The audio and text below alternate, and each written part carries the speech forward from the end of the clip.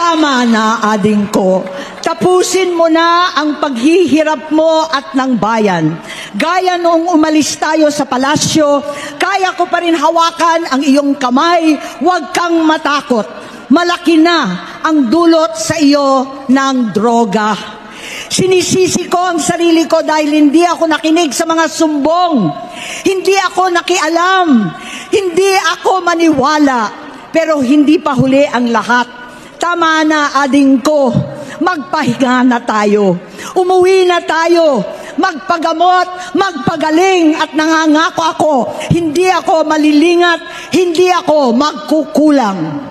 Lahat ng kasama mo ngayon, hindi natin kasama sa pinakamadilim na bahagi ng buhay natin. Kasama mo sila ngayon dahil nasa taas ka pa. Ako at ang ating mga tunay na kapatid dito sa Luneta ang kasama mo kahit magdilim ulit ang lahat. Talikuran mo ang iniisip at ibinubulong nilang ambisyon. Unahin na mo dahil sa adiksyon nabigyan mo ng malubhang karamdaman ang buong bansang Pilipino. Matatanda na tayo, sakitan na si Mami, alagaan na lang natin ang isa't isa.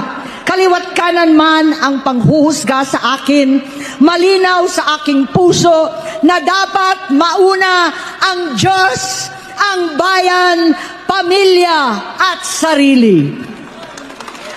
Hanggang sa mga oras na ito, Bonget, gusto kong malaman mo na hindi kita sinusukuan. Hindi ko kakayanin kung mapapahamak ka. Kaya hinihingi ko na tayo'y umuwi na, mamahinga alang sa iyong kalusugan.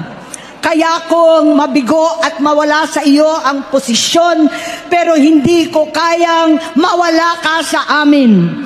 Ayusin mo ang sarili mo. Magpagamot, alisin ang droga sa iyong sistema. Wala akong ibang gusto kundi gumaling ka, malampasan natin ito muli. Dahil wala akong ibang hinahangad bilang ate kundi maging masaya ka, maging ligtas sa panganib, malusog, matagumpay sa buhay. Itama ang mali, labanan ang adiksyon, at ako hindi kailanman aalis sa iyong tabi.